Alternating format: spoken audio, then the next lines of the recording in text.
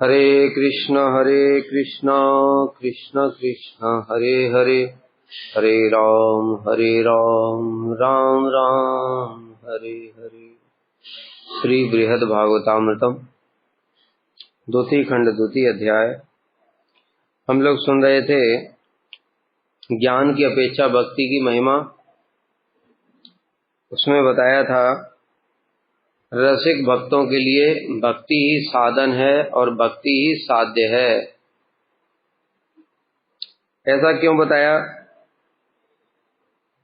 क्योंकि अगर भक्ति मोक्ष से श्रेष्ठ है, भक्ति का फल मोक्ष से अधिक है,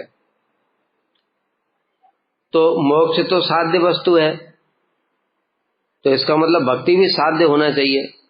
क्योंकि साधन में तो आनंद नहीं होता है, साधन का फल में, साधन में सुख नहीं होता है, साधन में क्लेश होता है। सभी जगह देखो, वर्णाश्रम धर्म का साधन करने के समय भी क्लेश है, अष्टांग योग का साधन करने के समय भी इतना मुश्किल है, मन को कंट्रोल करना बड़ा मुश्किल। वर्णाश्रम धर्म में इंद्रियों को कंट्रोल करना महा मुश्किल।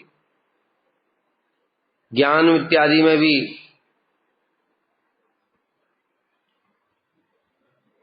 मन को कंट्रोल करना, चित्त शुद्ध करना महा मुश्किल काम है। तो इसलिए फिर इनका जो फल मिलता है उसमें थोड़ा आनंद होता है। यानी वर्णाश्रम धर्म का पालन करके स्वर्ग मिल गया, स्वर्ग में थोड़ा सुख मिला, लेकिन उस सुख से मोक्ष का सुख अधिक है। क्योंकि स्वर्ग के सुख के बाद नीचे आ जाना पड़ता है, जब हमारा अकाउंट बैलेंस जीरो हो गया। तो मोक्ष में अकाउंट बैलेंस जीरो नहीं होगा, वहां पड़े रहो पता नहीं कितने काल के लिए, तो वो श्रेष्ठ है। तो कह रहे हैं कि अगर भक्ति का फल इस मोक्ष से भी श्रेष्ठ है, तो इसका मतलब ये हुआ कि भक्ति साध्य होनी चाहिए। तो कह रहे हैं नहीं, ऐसा नहीं, भक्ति साधन भी है और साध्य भी है। और भक्ति एकमात्र ऐसा साधन है जिसमें साधन के समय में भी आनंद होता है, बाकी किसी में भी साधन के समय आनंद नहीं होता। कर्म करने वालों को साधन में आनंद नहीं होता है, बड़ा मुश्किल काम है। यज्ञ करना, सुबेरे उठना पड़ेगा ब्रह्म मुहूर्त में, लकड़ियां लाओ, घी लाओ, शुद्ध सामग्री, फिर बैठ के अग्नि के पास में तपो बैठ करके। और ऐसे एक नहीं, हजारों साल तक करना पड़ेगा, तब स्वर्ग मिलेगा जाकर के। स्वर्ग मिलना भी इतना कठिन है। शौनक आदि ऋषि 1000 साल तक चलने वाला यज्ञ कर रहे थे, हर दिन यही काम। कितना दिन करेगा भाई, कितना कलेश। और ज्ञान और योग का तो बता ही दिया, यम नियम आसन, मन बार बार इधर जा रहा है, फिर खींचो, फिर जा रहा है, फिर खींचो। और भक्ति में कुछ खींचना खींचातानी नहीं है। भक्ति में आ गए, भक्त लोग कीर्तन कर रहे हैं, चुपचाप बैठ गए और बैठ करके ताली बजा रहे हैं, कीर्तन के समय गा रहे हैं, ताली बजा रहे हैं, भक्ति होगी। साधन के समय भी क्लेश नहीं है, कथा में बैठ करके सुन रहे हैं, आनंद आ रहा है, इतनी बढ़िया बढ़िया सुंदर बृहद भागवतामृत की, गोप कुमार की कथाएं चल रही हैं। और दूसरे साधनों से जरा तुलना करके देखो, पता चलेगा तब। वर्णाश्रम धर्म में ब्राह्मण, क्षत्रिय, वैश्य, शूद्र अपना अपना कर्तव्य पालन करेंगे, कितना मुश्किल काम है ये। तो इसलिए भक्ति ऐसी वस्तु है जिसमें साधन अवस्था में भी आनंद होता है, और फिर साध्य अवस्था में तो महा आनंद, मतलब आनंद की सीमा नहीं है। आनंदाम्बुधि वर्धनम प्रतिपदम, आनंद का समुद्र है, वो भी वर्धित होता रहता है। समुद्र वैसे बढ़ता नहीं कभी, इसलिए भक्ति के आनंद की तुलना समुद्र से की गई है कि ऐसे जागतिक समुद्र, अभी देखो इसमें नदियां मिलती जा रही हैं। जब से सृष्टि हुई है तब से नदियां बह रही हैं और समुद्र में मिल रही हैं, लेकिन बढ़ नहीं रहा है, वो जितना है उतना ही है। लेकिन भक्ति का आनंद एक समुद्र है, वो समुद्र भी और बढ़ता चला जाता है, वो तो कहां तक बढ़ेगा, कोई सीमा नहीं। तो जो साध्य भक्ति है उसमें आनंदाम्बुधि वर्धनम होता है, और साधन भक्ति में थोड़ा बहुत आनंद होता है, थोड़ा बहुत क्लेश होता है, लेकिन क्लेश विचार करोगे तो भक्ति में नहीं होता है।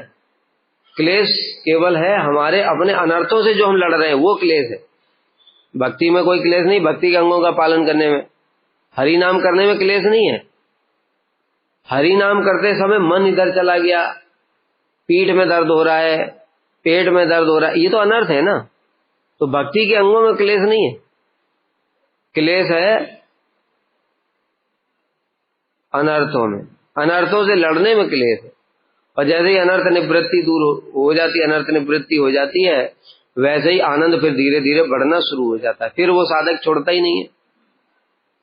और वर्णाश्रम धर्म वाले सोचते कब जल्दी स्वर्ग मिले, कब छोड़ूं इसको, कब तक करना पड़ेगा ये झमेला। ज्ञान योग वाले भी ऐसे ही, कब अष्टांग योग पूरा हो जाए, सिद्धि मिल जाए, कब इसको छोड़ूं। और जो सिद्धियां मिल गई उसके बाद क्यों करेगा। तो इस प्रकार से देखते हैं कि भक्ति एक साधन भी है और साध्य भी है।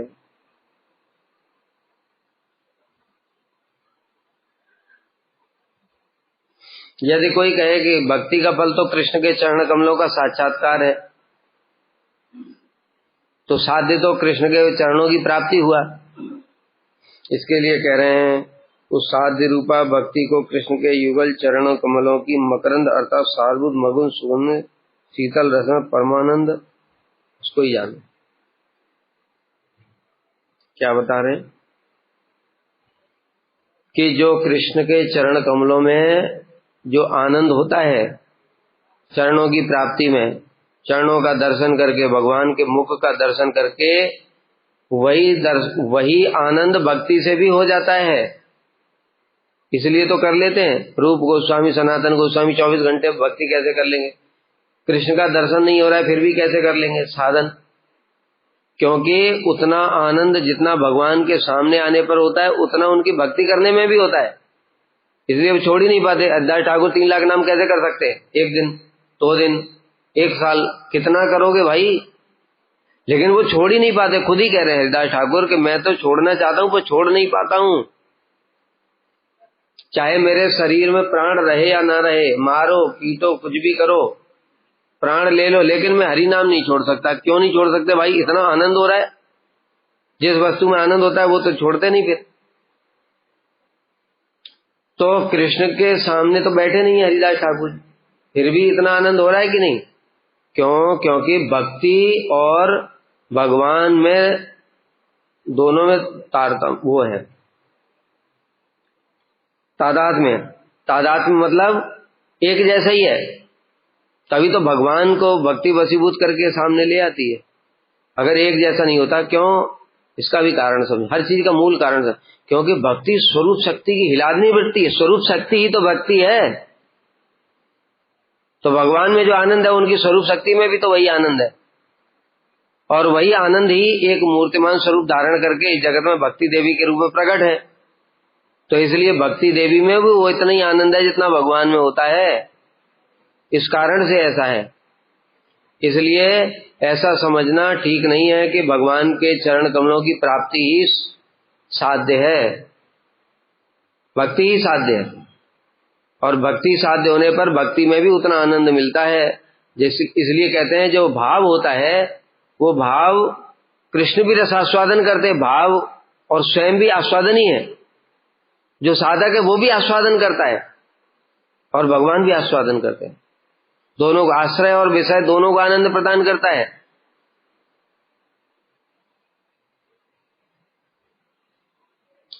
इसका अर्थ है भगवान के साक्षात्कार से जो सुख होता है उससे भी कहीं अधिक सुख उनकी विचित्र सेवा के द्वारा प्राप्त होता है।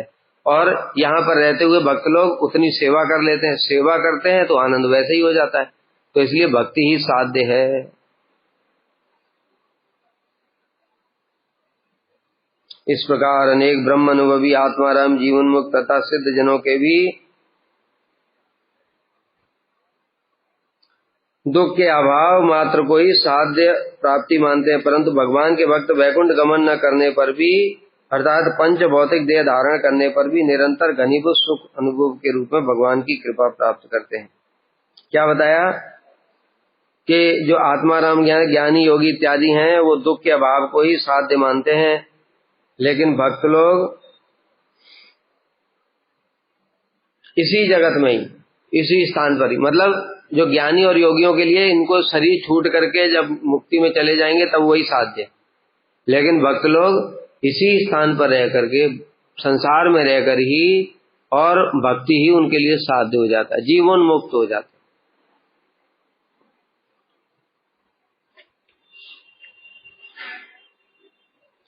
सा कर्म ज्ञान वैराग्य अपेक्षकस्य न सिद्धयति परम श्री कृष्ण कृपया तन्मात्रापेक्षकस्य ही। वह भक्ति कर्म ज्ञान वैराग्य आदि पर निर्भर नहीं करती, इसलिए जो कर्म ज्ञान आदि की आकांक्षा करते हैं उनकी भक्ति कभी भी सिद्ध नहीं होती है। एक बात और भी कह रहे हैं कि भक्ति कर्म ज्ञान योग इत्यादि का अपेक्षा नहीं करती, मतलब किसी अन्य साधन के ऊपर भक्ति निर्भर नहीं है। कर्म से भक्ति हो जाएगी, नहीं होगी, ज्ञान से भक्ति होगी, नहीं होगी, योग से भी भक्ति नहीं होगी। भक्त्या संजातया भक्त्या, भक्ति से ही भक्ति होती है। भक्ति से ही भक्ति होती है मतलब भक्ति के 64 अंग, श्रवणम कीर्तनम विष्णु स्मरणम पाद सेवनम अर्चनम वंदनम दास्यम सत्यम आत्मनिवेदनम। श्रवण कीर्तन स्मरण वंदन इत्यादि जो भक्ति के अंग हैं, इनको पालन करने से ही भक्ति होती है। कर्म ज्ञान योग से, मैं जगत के लोगों को यही भ्रम है, वो ये तो सुन लेते हैं कि भक्ति सर्वश्रेष्ठ है, लेकिन ये नहीं जानते भक्ति क्या है। वो सोचते हैं कि जो अपने कर्तव्यों का पालन करना यही भक्ति है। जब छोटे थे तो पढ़ाई लिखाई करो, बड़े हुए विवाह कर लो, माता पिता की सेवा करो, संतान उत्पन्न करो, उनको पढ़ाओ, उनका विवाह कर दो, सारे कर्तव्य पूरे, यही भक्ति, ऐसा सोचते। किंतु भैया विचार करो, ये जो तुमने शुरू से किया, पढ़ाई लिखाई किया, नौकरी किया और संतान उत्पन्न किया, विवाह की, तो शरीर का धर्म है। भक्ति तो आत्मा की वृत्ति है, तो शरीर का काम करने से आत्मा का काम कैसे हो जाएगा? आत्मा का काम है भगवान से संबंधित, अर्थात भगवान का श्रवण करना, भगवान का कथा कीर्तन नाम रूप गुण लीला श्रवण, भगवान के नाम रूप गुण लीला का कीर्तन, भगवान के नाम रूप गुण लीला का स्मरण। इस प्रकार से भगवान से संबंधित जो क्रिया होगी वही भक्ति होगी। ऐसे अपने मन से कुछ भी करने के लिए बैठ गए, IIT वाले बाबा, वो जाकर के इधर उधर घूम रहे हैं फक्कड़ बन करके और सारी दुनिया में पॉपुलर हो गए। पॉपुलर हो सकते हैं लेकिन भक्ति नहीं, भगवान तो उनकी तरफ देखेंगे भी नहीं।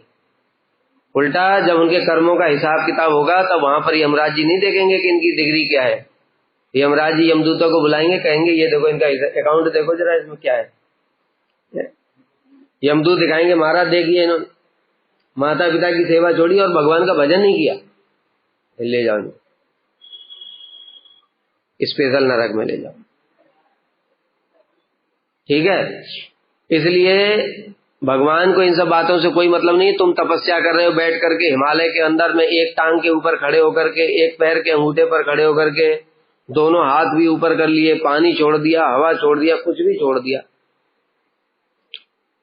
भगवान को उससे कोई मतलब नहीं। विश्वामित्र सौवरी इसका उदाहरण है। अगर ये लोग बताओ भगवान के लिए तपस्या करते ना तो माया क्या उनकी तरफ देख भी सकती थी? हरिदास ठाकुर तो कोई तपस्या भी नहीं करते थे, हरि नाम करते थे बैठ करके। माया देवी स्वयं आ गई फिर भी कुछ नहीं बिगाड़ पाई, लेकिन विश्वामित्र को मेनका ने बिगाड़ दिया। क्यों? क्योंकि वो भगवान का भजन नहीं कर रहे।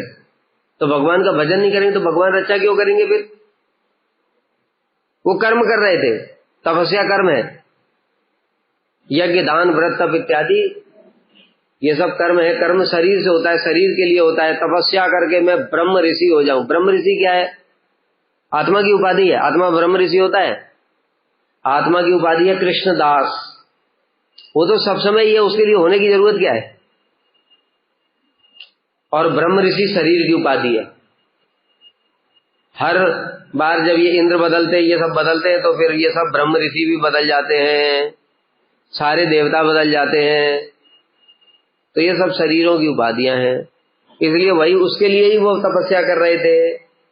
तो तपस्या कर रहे थे, कुछ भगवान ने रक्षा करी नहीं, क्योंकि भगवान से कुछ संबंध ही नहीं, इसलिए गिर पड़े धड़ाम से। ऐसे ही सौबरी ऋषि पानी के भीतर सोच रहे थे यहां माया नहीं आएगी। अरे पानी तो खुद ही माया है। पानी किसने बनाया? माया ने बनाया। तो तुम जहां बैठे हो जाकर के इस ब्रह्मांड में जो जहां कहीं भी जाओगे वो तो सब माया का ही है। केवल ये जगह भगवान का घर को छोड़ करके सब माया का है, क्योंकि शास्त्र में बताया ये बात। वनम तो सात्विको वासो, कहे हम जंगल में चले जाएंगे वहां माया नहीं आएगी। जहां भीषण घोर जंगल में मतलब प्रकाश भी घुस नहीं सकता है, वहां माया कैसे आ जाएगी? अरे वन तो माया नहीं बनाया, जो घोर बनाया वो माया नहीं बनाया है भाई, वहां तो माया है। वनम तो सात्विको वासो, पक्षी तो पहुंच जाएंगे वहां, कबूतर तो पहुंच जाएंगे, कीड़े पहुंच जाएंगे वहां, पहुंचेंगे कि नहीं? माया ने बनाया है। चींटियां तो पहुंचेंगी, सांप इत्यादि तो वो अंधेरे में ही रहते हैं, वो तो पहुंच जाएंगे। हाथी शेर ये सब तो रहेंगे वहां। वनम तो सात्विको वासो, ग्रामो राजस उच्यते, ग्राम इत्यादि ये राजसिक होता है। शहर भोग के लिए जितनी इतनी सारी व्यवस्थाएं ये सब राजसिक होता है। अब सतोगुण भी माया का है, रजोगुण भी माया का। तामसम दूत सदनम, जुआ शराब अड्डा जितने उल्टे पुल्टी जगह होती हैं ये सब तामसिक है, ये भी माया का है। तीनों गुण माया के हैं। लेकिन भगवान कहते हैं मन निकेतम तू निर्गुणम, मेरा घर निर्गुण है लेकिन ये माया का नहीं है। तुम बोल सकते हो कि ये जो बिल्डिंग में ये पंखे लगे हैं ये सब ये है तो माया का, ये बिल्डिंग सब माया की है, लेकिन जहां भगवान बैठ गए अब वहां माया प्रवेश नहीं कर, इसलिए भगवान का हो गया ये। समझ गए? क्योंकि माया ने अपने पति को दे दिया ये लो प्रभु आपकी सेवा में, ये स्थान आपकी सेवा में, बाकी सब मेरी सेवा के लिए। ठीक है? क्योंकि पिताजी पति आ गए ना, उनके पति आ गए तो पति पत्नी सती पत्नी का क्या कर्तव्य? अपना सर्वस्व पति को समर्पित। भगवान आ गए तो भगवान माया देवी फिर कहती ठीक है प्रभु ये आपका है, बाकी सब मेरा है। बाहर चारों ओर सतोगुण रजोगुण तमोगुण तीनों गुण मेरे। इसलिए पानी के अंदर बैठने से क्या हो जाएगा? तो पानी भी माया का है, उसके अंदर मछलियां काम क्रीड़ा कर रही थी, वो मछली भी माया का है। सौबरी ऋषि भी शरीर भी माया का है, देखा माया को, माया में फंस गए, 50-50 शादियां करी।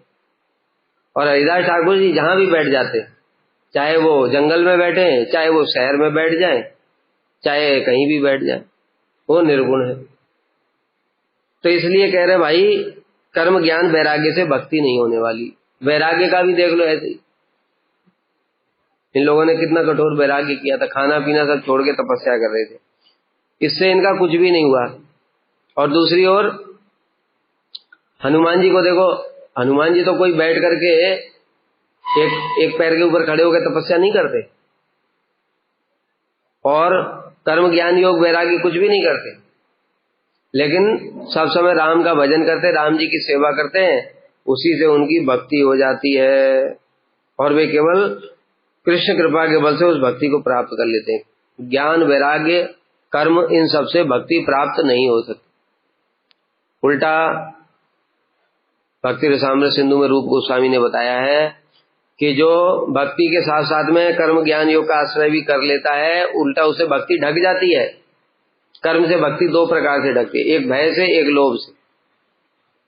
भय से मतलब कोई व्यक्ति पहले दुर्गा जी की पूजा कर रहा था, शिव जी की पूजा कर रहा था, गणेश जी की पूजा कर रहा था, देवी देवताओं की पूजा कर रहा था, बाद में उसको पता चला कि कृष्ण ही भगवान है, अवतारी हैं, तो उसने उनकी पूजा तो छोड़ी नहीं डर के मारे।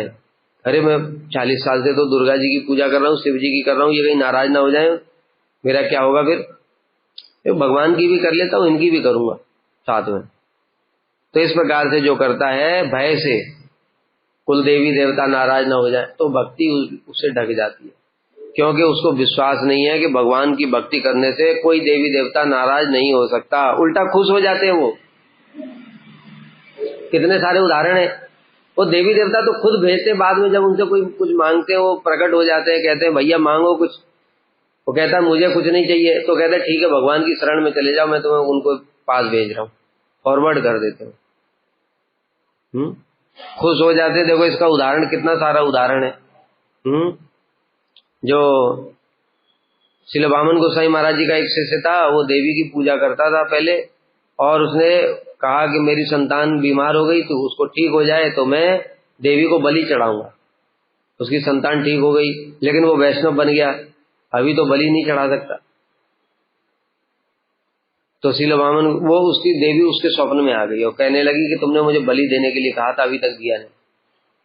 अब वो डर गया, श्रील वामन गोसाई महाराज जी के पास में गया।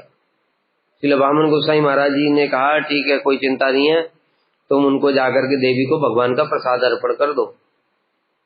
और उन्होंने देवी को जाकर के भगवान का प्रसाद अर्पण कर दिया। देवी स्वप्न में आई, कहती मैं तुमसे बहुत खुश हूं और तुम मुझे ऐसे बीच बीच में कभी कभी प्रसाद दे दिया। अब देवी देवता खुश हुए कि रुष्ट हुए? रुष्ट कैसे हो जाएंगे? अगर नाराज हो गए, भगवान का कोई भजन कर रहा हो, देवता नाराज हो गया, तो भगवान उसकी पोस्ट हटा देंगे, उसको पोस्ट से हटा देंगे, दूसरे को बिठा देंगे। इसलिए कोई देवी देवता नाराज नहीं हो सकता। तो भय से भक्ति ढक जाती। दूसरा, लोभ से भक्ति ढक जाती। लोभ का मतलब ये आजकल बहुत ज्यादा कर रहे लोग, हम हरि नाम करेंगे, भजन करेंगे, ये सब करेंगे, साथ में कुंभ में स्नान भी कराएंगे, उससे भक्ति बढ़ जाएगी। और कुंभ में स्नान करने से भक्ति नहीं बढ़ सकती कभी, ठीक है ना? क्योंकि भक्ति से ही भक्ति बढ़ती है। कुंभ में स्नान, इससे पुण्य होता है, शास्त्रों में वर्णन है इसका, पुण्य होता है, उससे स्वर्ग की प्राप्ति होती है। दान, व्रत, तीर्थ, हम भक्ति करेंगे, भक्ति करने के साथ ही साथ वहां पर जितने गरीब लोग आए हैं उन गरीबों को भी खाना खिला देंगे, उनको कंबल भी बांट देंगे, उससे मेरी भक्ति बढ़ जाएगी। गरीबों को खाना खिलाना। गरीब कौन है? आत्मा गरीब है कि शरीर गरीब है? बताओ, गरीब कौन है? आत्मा। आत्मा को तो किसी ने देखा ही नहीं गरीब क्या है। वो तो न खाती है, न पीती है, न सोती है, शरीर सो रहा है, खा रहा है शरीर, 3 टाइम भूख लगती है उसको। आत्मा को तो भूख लग नहीं रही है, उसको जो भूख है वो तो हम देते ही नहीं भक्ति, उसको तो भोजन दे ही कहां रहे हम, ठीक है? तो शरीर को भूख लगती है, शरीर गरीब है, शरीर ही अमीर है। शरीर को ठंड लगती है, आत्मा को ठंड नहीं लगती। जिसको आग जला नहीं सकती उसको क्या ठंड लगेगी? लेकिन शरीर को जला सकती कि नहीं आग? क्या तो नहीं जला सकती, तो बैठ के देखो जरा, पता चलेगा, ठीक है? आत्मा को जल भिगो नहीं सकता है, समुद्र में डूबो जरा, शरीर भीगा कि नहीं? तो शरीर के साथ में ये सब कुछ हो रहा है, तो शरीर को कुछ भी खिलाने से, पिलाने से, उसकी सेवा करने से भक्ति नहीं बढ़ सकती, क्योंकि भक्ति तो आत्मा का धर्म है।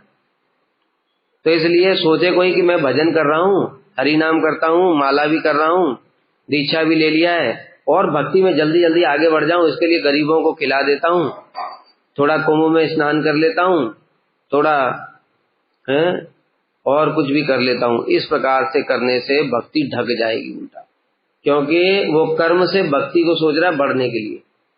शरीर का जो भी काम है वो कर्म है, और आत्मा का काम है भक्ति। शरीर के कर्म के द्वारा भक्ति कभी नहीं बढ़ सकती। इस प्रकार से भक्ति विषय में आसक्त हैं, वे ही कृष्ण की कृपा के बल से उसको भक्ति को प्राप्त करते हैं। अन्य कोई भी भक्ति प्राप्त नहीं कर सकता कर्म, ज्ञान, योग इत्यादि से। हवा पीना, हवा लेना, सांस लेना, पानी पीना, खाना पीना सब छोड़ दो, तब भी भक्ति प्राप्त नहीं हो सकती। भक्ति प्राप्त होती है भक्ति करने से। भक्त्या संजात, एक ही उपाय, भक्ति करने से भक्ति होती।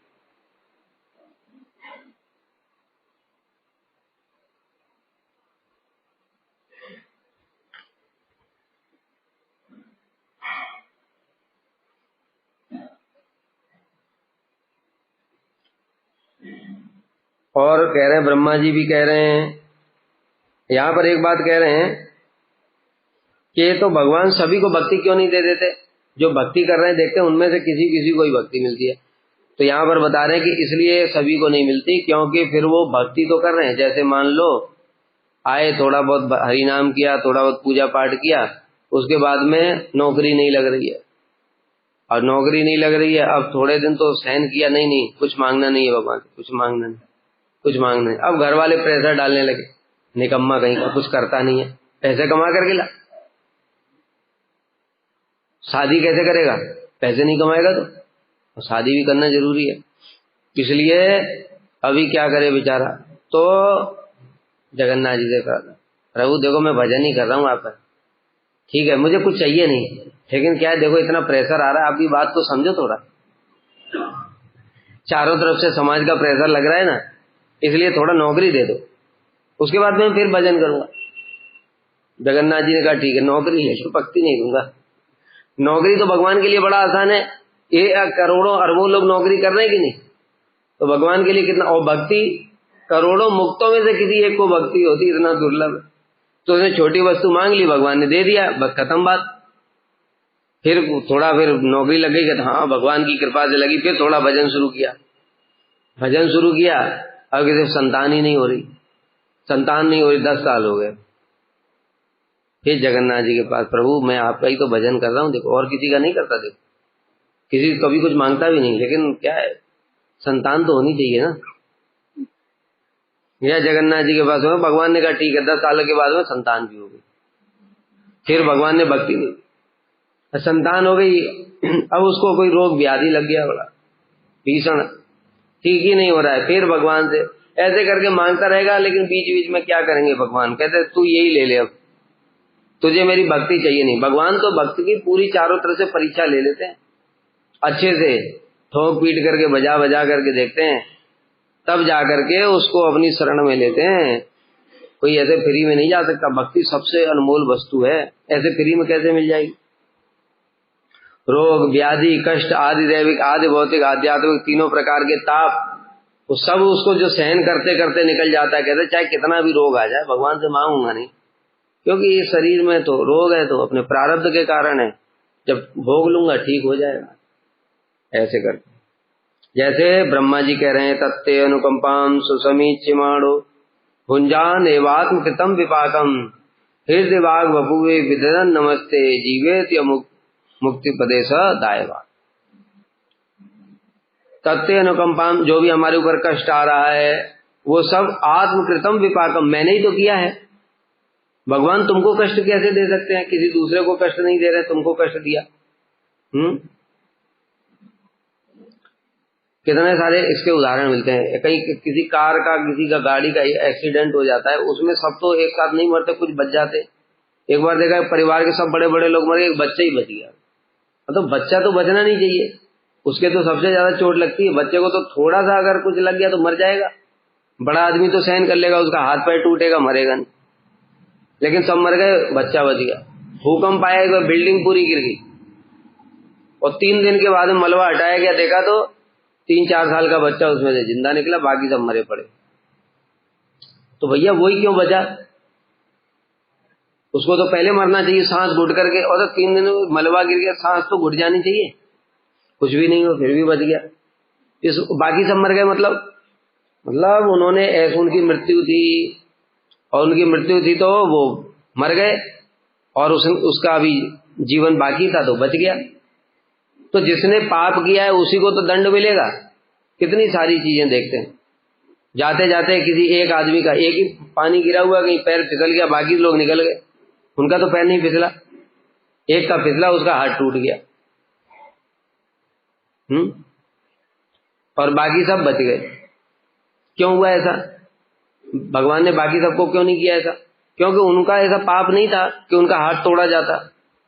तुम्हारा ऐसा पाप था, पिछले जन्म में तुमने किसी का हाथ तोड़ा था, कोई जा रहा था व्यक्ति और तुमने वहां केले का छिलका उसके नीचे डाल दिया था अंधेरे में, देखता हूं बेटा मजा आएगा, और वो बेचारा मजे तुम्हारे मजे के चक्कर में उसने केले के छिलके पे पैर रखा, फिसल गया, हाथ टूट गया था पिछले जन्म।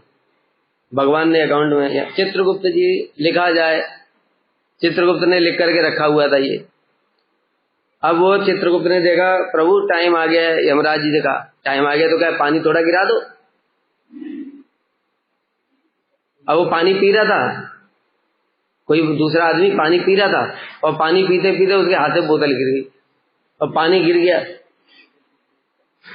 अब वो इतनी देर में पोंछा लेने के लिए गया, उतनी देर में तुम आ गए दौड़ते हुए, और दौड़ते हुए सटाक हाथ टूट गया। अब रो रहे हैं, भगवान मैं तो तुम्हारा भजन करता हूँ, तुमने मेरा हाथ क्यों तोड़ा, मैं हरिनाम कैसे करूंगा।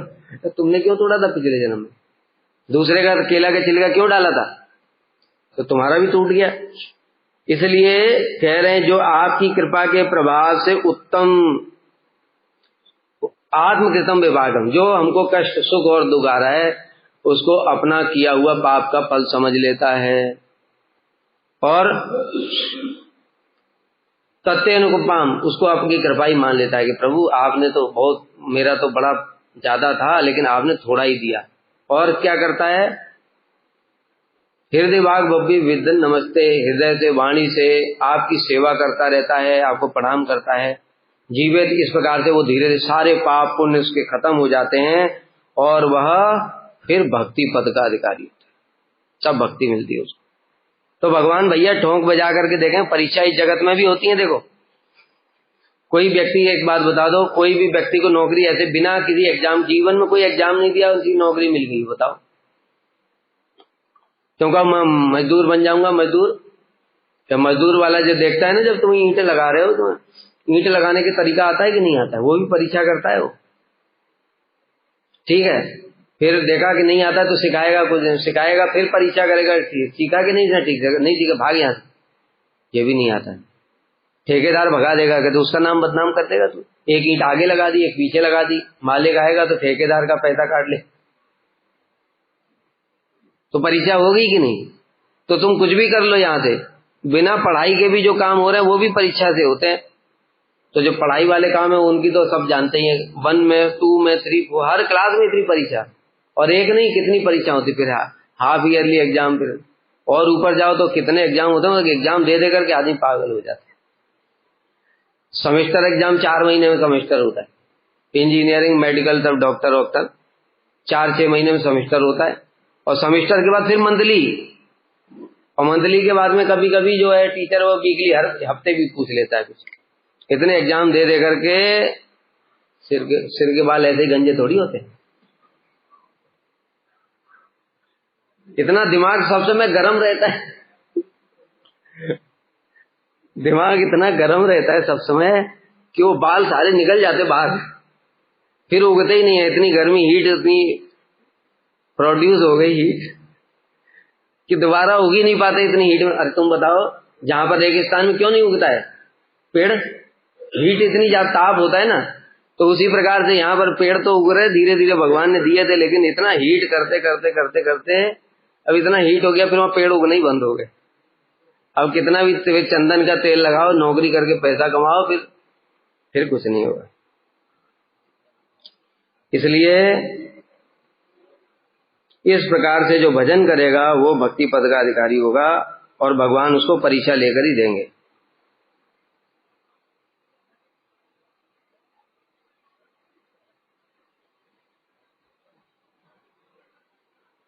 और 11 स्कंद में भगवान कह रहे हैं, निरपेक्ष जनों अर्थात विषय भोगादि की आकांक्षा से रहित लोगों के लिए जो साध्य या परम वस्तु है वही महापुरुषों का निश्रेयस या मोक्ष है।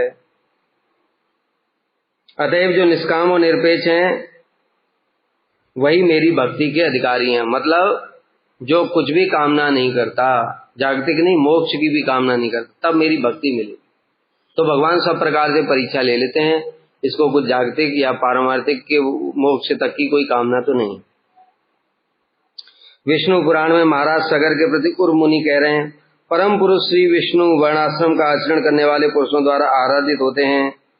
वस्तुतः ये जो बात बोली, वर्णाश्रम आचारवता पुरुषेण परापुमान विष्णु आराध्यता पंथा नान्य तत्व उस कारण, इसमें ये नहीं बताया कि वर्णाश्रम धर्म से भक्ति हो जाती, इसमें ये बताया वर्णाश्रम धर्म करने से विष्णु संतुष्ट होते हैं, प्रसन्न होते हैं, ठीक है कुछ उल्टा पुल्टा काम नहीं कर रहा है तो इसको दंड नहीं दिया जाएगा, भोग कर रहा है इसको करने दो।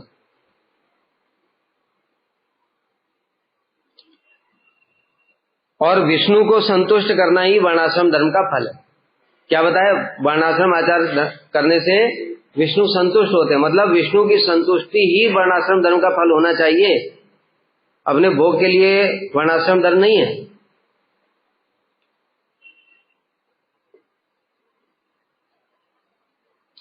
और दूसरी ओर विष्णु की संतुष्टि को छोड़ करके अगर कोई वर्णाश्रम धर्म पालन करेगा तो वो केवल मात्र कर्म ही कर्म रह जाए, उसका फल फिर स्वर्ग है और उससे वो नीचे आ जाएगा।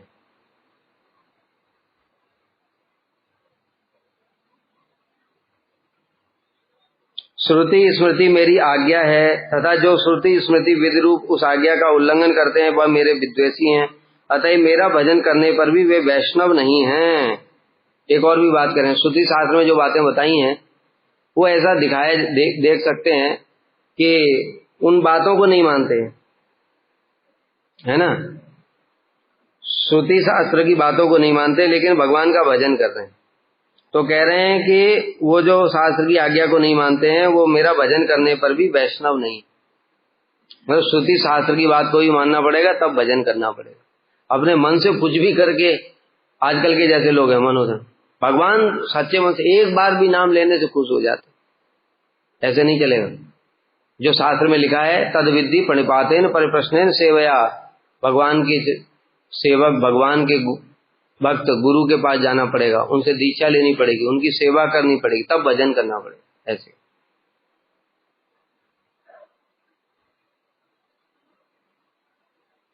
और दूसरी ओर कोई कर्म को छोड़ देता है, केवल भक्ति करता है, तो उसको अन्य किसी चीज की आवश्यकता नहीं होती है। यहाँ पर वो कह रहे हैं, देखो यहाँ पर श्लोक दिया, ये तुम लोग जो ढूंढते रहते हो,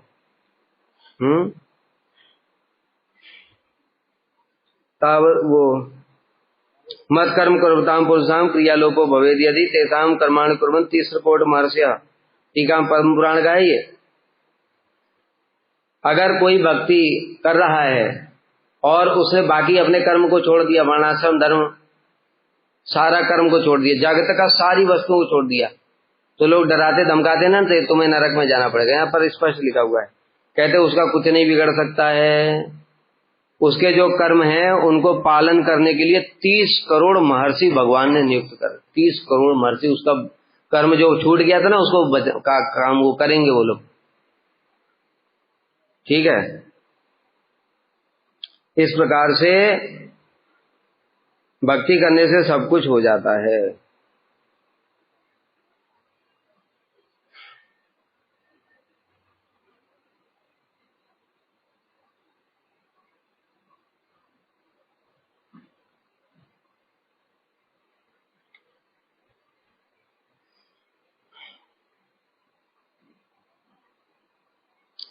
इसलिए भक्तों को नित्य नैमित्तिक इत्यादि कर्म करने की कोई आवश्यकता नहीं होती है। भक्ति करने से उनका सब कुछ हो जाता है, जितने उनके ऋण हैं वो सब भी खत्म हो जाते हैं, जितने कर्म हैं वो भी पूरे हो जाते हैं। और शास्त्र में बताया, शिव जी बोल रहे हैं ये बात, स्मर्तव्या सततम विष्णु विस्मर्तव्यो न जातुचित सर्वे विधि निषेधा सुरेत्रैव किंकरः। शिव जी ने क्या बोला, सभी जितने भी शास्त्र में विधि और निषेध दिए गए, शास्त्र में बताए ना, माता पिता की सेवा करो, बच्चों को पालन करो, सब मतलब कितने सबके लिए, समाज के लिए भी, राजा को कर भी देना पड़ेगा, टैक्स भी देना पड़ेगा, ठीक है, ब्राह्मण क्षत्रिय वैश्य शूद्र सबको अपना अपना कर्म पालन करना पड़ेगा। लेकिन इन सबके ऊपर एक विधि बताया, अगर कोई ये सब छोड़ करके केवल स्मर्तव्य सततम विष्णु, केवल विष्णु का स्मरण करता है, मतलब भगवान का भजन करता है, विस्मर्तव्यो न जातुचित, और भगवान को कभी भूलता नहीं है, तो बाकी सारे विधि और निषेध इसके अंदर में आ गए। अब उसको और नीचे वाले कोई विधि निषेध पालन करने की जरूरत नहीं पड़ती है, ठीक है। नीचे वाले विधि निषेध पालन करना तब जरूरी हो जाता है जबकि वो भगवान का भजन नहीं कर रहा है। ऐसी स्थिति में फिर उसको सारे कर्तव्य पालन करने पड़ते हैं। हो गया टाइम, वो 12 गया।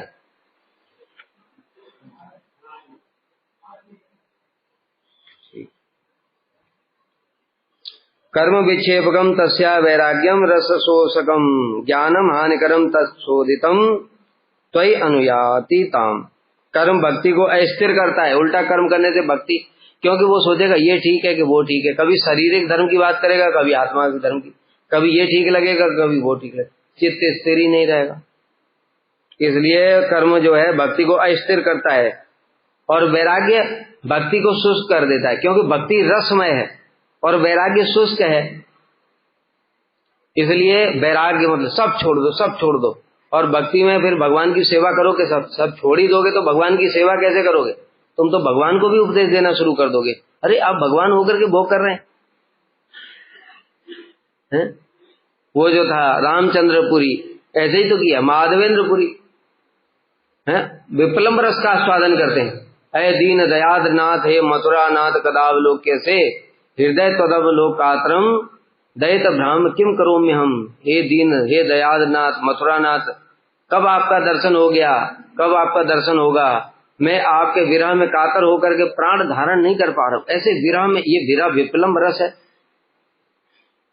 और ये आया अपना ज्ञान लेकर के, रामचंद्र कहता है गुरुजी रो रहे हैं, लग रहा है इनको बुढ़ापे में कष्ट हो रहा है, इसलिए गुरुजी रो रहे हैं। तो उनको उपदेश दे रहा है, अरे आप भगवान का ध्यान करो, ब्रह्म का ध्यान करो।